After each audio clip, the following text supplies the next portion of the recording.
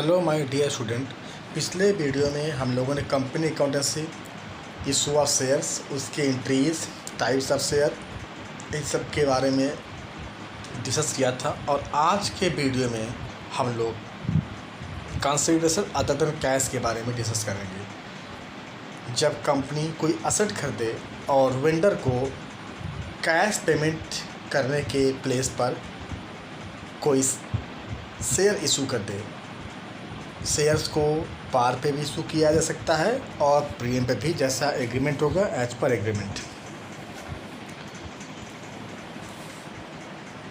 इस टॉपिक में, इस वीडियो में हम लोग क्या डिस्कस करेंगे, concept of issue of shares for consideration other than cash क्या होता है और उसकी क्या अकाउंटिंग ट्रीटमेंट होती है। ये आपके एग्ज़ाम की पॉइंट ऑफ व्यू से बहुत इंपॉर्टेंट क्वेश्चन है। 4 मार्क्स का एक क्वेश्चन बोर्ड एग्ज़ाम में पूछता है मेनली। तो सबसे पहले कंसीडरेशन अदर देन कैश होता क्या है। Consideration other than cash, cash में डीलिंग ना होकर के किसी और मोड में डीलिंग होना। और मोड का मतलब होता है सिंपली कंपनी ने कोई असेट खरीदा वेंडर से। जब असेट खरीदा तो असेट आया, असेट डेबिट टू वेंडर। अब जब कंपनी ने असेट खरीदा है तो उस असेट का पेमेंट तो करना पड़ेगा।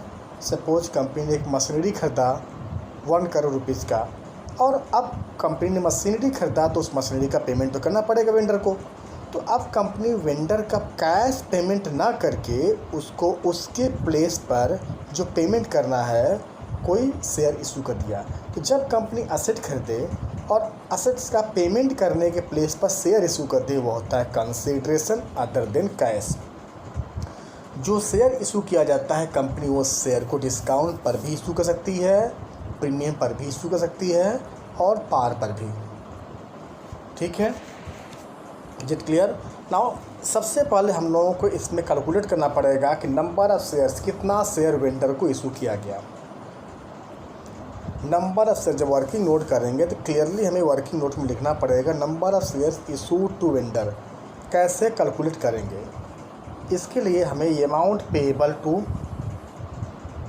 वेंडर, कितना अमाउंट पेएबल है, कितना अमाउंट देना बाकी है। सपोज अगर 50 लाख का सेट खरीदा गया जिसमें 10 लाख कैश पेमेंट हो गया, तो बचा 40 लाख। जो बचा हुआ अमाउंट है उस बचे हुए अमाउंट के लिए शेयर इशू करना है। तो अमाउंट पेएबल जितना बचा हुआ है upon issue price of shares, upon share की इशू प्राइस क्या है। शेयर की इशू प्राइस जो होती है वह पार पर भी हो सकती है और प्रीमियम पर भी, डिस्काउंट पर भी।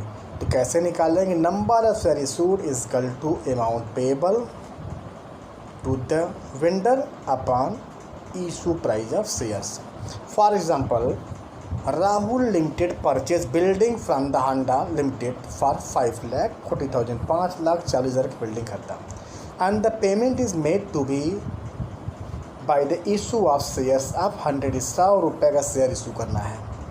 The number of share to be issued shall be worked as follows. कैसे निकालेंगे कितना शेयर इशू करेंगे हम। Number of shares when share are issued at par. Suppose shares को पार पे, face par means face value, जितना face value उसी face value पे शेयर को इशू किया जाता है। अमाउंट पेएबल मीन्स कितना, 5,40,000 का खरीदा तो अमाउंट पेएबल है 5,40,000 अपॉन इशू प्राइस। जब पार है तो इशू प्राइस 100 होगा। Amount payable upon issue price of shares 5,40,000 और शेयर्स की इशू प्राइस 100 रुपीज़ है, तो 5,400 शेयर्स आया। नाउ सेकेंड केस देखते हैं, when share issued eight A premium of 20%, 20% के प्रीमियम पर। तो 20% premium means 100 rupees face value है, 100 रुपीज़ का 20% कितना हुआ 20, 100 रुपीज़ फेस वैल्यू है, 100 रुपीज़ का 20% 20 हो गया। तो 100 का शेयर्स है 120 में इशू किया जा रहा है।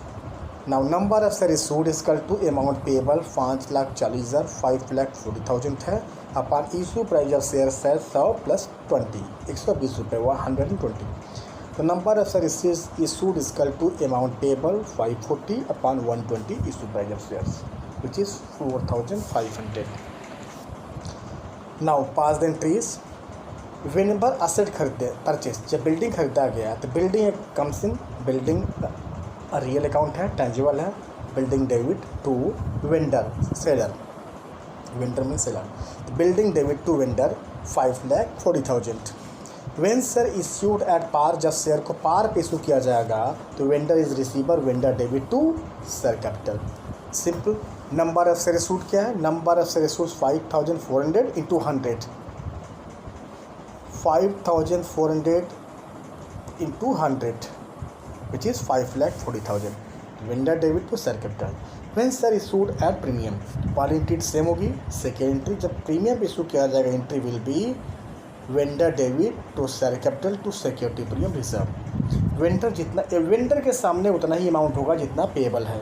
ऑलवेज हम शेयर्स को डिस्काउंट या प्रीमियम पे या पार पे इशू कर रहा है, पैसा जितना का सेट है उतना ही देना है हमको, तो जितना पेएबल उतना ही पे करना। तो वेंडर के सामने जितना अमाउंट डी हो उतना ही आएगा। तो वेंडर 540 कैसे देख लेते हैं। नंबर ऑफ शेयर इशूड पहले कैसे, number of share issued amount payable 5,40,000 है अपॉन 124,500, 4,500 इंटू 120 रुपीज़ का शेयर्स है, 540 आया। शेयर कैपिटल में हमेशा फेस वैल्यू ही होता है always. Share issued 4,500, face value 100 rupees है, 4,50,000।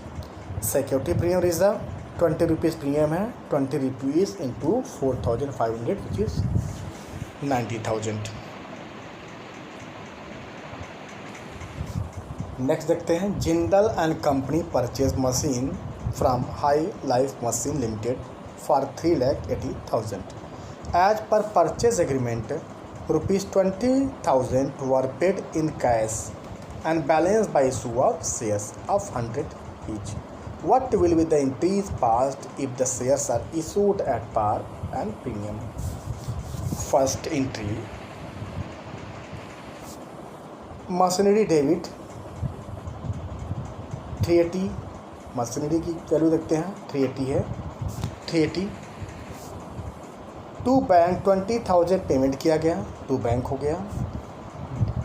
Remaining amount to high life machine में वेंडर 360 हो गया। अब आते हैं number of share issued. How much amount is payable, amount payable है 360, 20,000 दे दिया गया, 3,60,000। Number of share issued equal to amount payable upon issue price of shares. Amount payable of first case में 3,60,000, इशू प्राइस है 100, 3,600। आते second case में देखते हैं। सेकेंड केस में अमाउंट पेएबल वही है, इशू प्राइस क्या है, share issued at 20 premium, face value 100 है, 20 प्रीमियम मीन्स 120, 360 अपॉन 120 विच इज़ 3,000, 3,000 रुपये हमारे आ गए number of share issued. Now next entry, when share issued at par vendor debit to share capital, vendor में जितना पैसा बचा है उसका 360 टू शेयर कैपिटल।